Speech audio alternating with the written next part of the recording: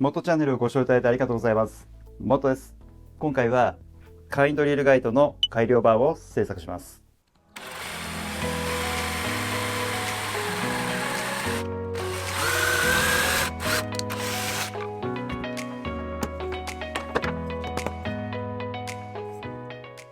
自作のドリルガイドでは、こういったスペーサーを活用したタイプ、スライドレールを使ったタイプ、そして今回の L 字に合わせて使う簡易タイプ、この3タイプを使っています。で、今回のは特に一番シンプルな簡易ガイドです。